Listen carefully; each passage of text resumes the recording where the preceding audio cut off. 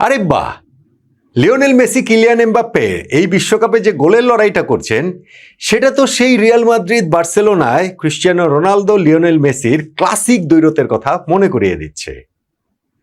এই বিশ্বকাপে ফ্রান্সের যে প্রথম ম্যাচটা হলো সেইখানে কিলিয়ান এমবাপ্পে 2 গোল করলেন। বিশ্বকাপে তার আগেই 12 গোল ছিল, সঙ্গে 2 গোল যোগ হয়ে 14 গোল হয়ে গেল। 16 গোল নিয়ে সিংহাসনে ছিলেন যে মিরোস্লাভ ক্লোজা, তার আর একটু কাছাকাছি চলে আসলেন। কয়েক ঘন্টা পরে আর্জেন্টিনা যে নিজেদের ম্যাচ খেলতে নামলো সেখানে লিওনেল মেসি হ্যাট্রিক করে ফেললেন। 13-র সঙ্গে 3 যোগ করে 16 গোল নিয়ে তিনি মিরোস্লাভ ক্লোজার পাশেই বসে গেলেন।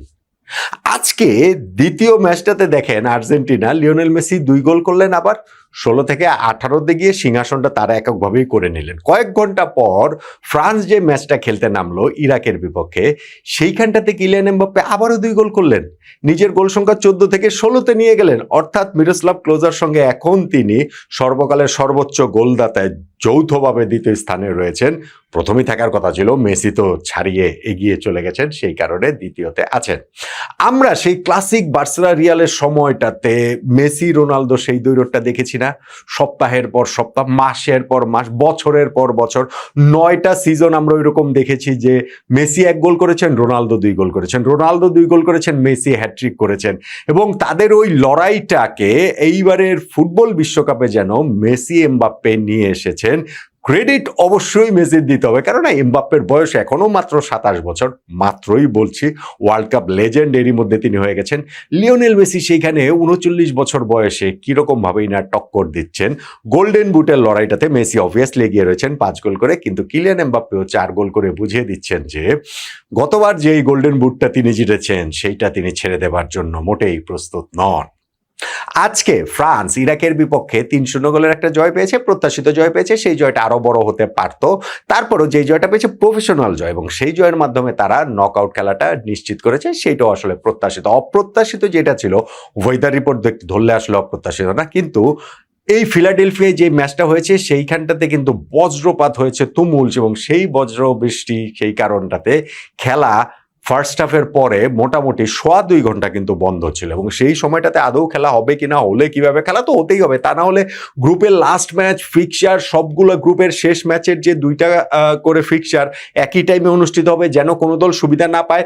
ফলে এই ম্যাচটা যদি স্থগিত হয়ে যায় বা পরে নিয়ে যায়, কিভাবে কি করবে, পুরো একটা এলোমেলো অবস্থা তৈরি হয়ে যাওয়ার মতো আশঙ্কা ছিল। ফাইনালি গিয়ে ম্যাচটা হয়েছে, এবং সেই ম্যাচটাতে ফ্রান্স ফাইনালি গিয়ে তারা তাদের মতো করে, বজ্র বৃষ্টির আগেও যেই ফ্রান্স ছিল, যেই এমবাপ্পে ছিল, সেই বজ্রবৃষ্টির পরেও সেই ফ্রান্স সেই এমবাপ্পেকেই দেখা গিয়েছে। ফলে তারা ওই ম্যাচটা সহজেই জিতে গিয়েছে। ফ্রান্স বিশ্বকাপে নিজেদের প্রথম ম্যাচটাও জিতেছিল সেনেগালের বিপক্ষে, তবে সেই দিন ফার্স্ট হাফটাতে স্পেশালি ফ্রান্সের পারফরমেন্সটা আপ টু দ্য মার্ক ছিল না। এই ম্যাচটাতে ইরাকের বিপক্ষে ফ্রান্সের তাই নিজেদের আরেকটু ভালোভাবে খুঁজে পাওয়ার উপলক্ষ ছিল, এবং সেটা তারা খুঁজে পেয়েছে। কিলিয়ান এমবাপ্পে অবশ্য ওই ম্যাচেও দুর্দান্ত ছিলেন, এই ম্যাচেও দুর্দান্ত। এখানটা তো ফার্স্ট হাফে তিনি যে গোলটা করেছেন, মাইকেল ওলিসের কাছ থেকে বলটা পেয়ে বক্সের বাইরে থেকে বাম পায়ের একটা বুলেট গতির শট করেছেন, যেটা ঠেকানোর সামর্থ্য আসলে ইরাকের গোলকিপারের ছিল না। আর ওই 1 গোলেই ফার্স্ট হাফটা শেষ হয়। বজ্রপাতের কারণে পুরো স্টেডিয়ামই খালি করে ফেলা হয়, দর্শকদের নিরাপদ স্থানে সরিয়ে নিয়ে যাওয়া হয়। এইটা হচ্ছে গিয়ে ওই সতর্কতা, কেননা হচ্ছে খোলা স্টেডিয়ামে খেলা হলে ওই ফিলাডেলফিয়ার ওয়েদারের তাদের ওই রিপোর্ট অনুযায়ী ওই সময়টা এরকম খালি করে ফেলতে হয়। ফাইনালি গিয়ে 2.5 ঘন্টা পর যখন ম্যাচ শুরু হয়েছে, তখন এমবাপ্পে তার সেকেন্ড গোলটা পেলেন। সেইটা অবশ্য ইরাকের ডিফেন্সের ভুলে বলটা যে পেয়ে গিয়েছিলেন, এবং দেমবেলে 5টা স্কোয়ার করেছিলেন এমবাপ্পেকে, এবং তিনি সুন্দর একটা প্লেসিং শটে গোল করলেন। আর দেমবেলে নিজেও আসলে গোল পেয়েছেন, ওলিসের আর একটা পাস থেকে আরো একটা দুর্দান্ত শটে তিনি আসলে গোল করে ফ্রান্সের 3-0 গোলে জয় নিশ্চিত করলেন। কিলিয়ান এমবাপ্পের হ্যাট্রিক হবে কিনা সেইটা একটা আগ্রহের জায়গা ছিল, আকর্ষণের জায়গা ছিল। ইনফ্যাক্ট ম্যাচের একদম লাস্ট মোমেন্টটাতে তিনি কিন্তু হচ্ছে গিয়ে লেফট সাইড দিয়ে ঢুকে গিয়ে যে বাম পায়ের জোরালো শটটা নিয়েছিলেন, শটটাতে অবশ্য তার ব্যালেন্সটা ঠিক ছিল না, যেই কারণে সেটা বার পোস্ট উঁচিয়ে চলে যায়।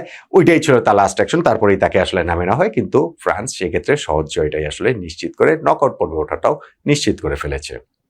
কিলিয়ান এমবাপ্পে এবং লিওনেল মেসির যে দ্বৈরথটা আমরা দেখতে পাচ্ছি, আমরা জানি না ওয়ার্ল্ড কাপে এই যে সর্বকালের সর্বোচ্চ গোলদাতায় 16 গোল করে যেটা মিরোস্লাভ ক্লোজা ছিলেন, সেই রেকর্ডটা যে এই ওয়ার্ল্ড কাপে ভেঙে যাবে এটা আমরা সবাই ভেবেছিলাম। মেসি 13 গোলে ছিলেন, এমবাপ্পে 12 গোলে ছিলেন, রেকর্ডটা তো 16 গোলের ক্লোজারটা ভেঙেই যাবে। কিন্তু প্রথম 2 ম্যাচ শেষেই যে এই মেসি এমবাপ্পে এরকম তাণ্ডব শুরু করে দেবেন, সেইটা হয়তো অনেকের এক্সপেকটেশনের মধ্যে ছিল না, স্পেশালি মেসির ব্যাপারটা। ফাইনালি গিয়ে কোনো এক সময় হয়তো বা এই ওয়ার্ল্ড কাপের সর্বকালের সর্বোচ্চ গোলের রেকর্ডটা কিলিয়ান এমবাপ্পেরই হবে, কেননা তিনি 2018, 2022 এটা তার থার্ড ওয়ার্ল্ড কাপ, বয়স মাত্র 27 বছর, আরও অনেক ওয়ার্ল্ড কাপ খেলার সুযোগ তার সামনে রয়েছে। মেসির হয়তো এটাই লাস্ট চান্স, কিন্তু স্টিল সেইটা পরেরটা পরে এই ওয়ার্ল্ড কাপেই যে দৈরতটা কোথায় চলে যায়, কোন জায়গাটাতে নিয়ে রাখেন, সেই ক্লাসিক মেসি রোনালদো দৈরতটা যেহেতু মেসি এমবাপ্পে মনে করাচ্ছেন, গোল্ডেন বুটের এই লড়াইটাও কিন্তু শুরুতেই একেবারে জমজমাট হয়ে উঠছে। মেসি এমবাপ্পের মধ্যে গোল্ডেন বুট জিতবেন কে? আপনার বাজি কার পক্ষে?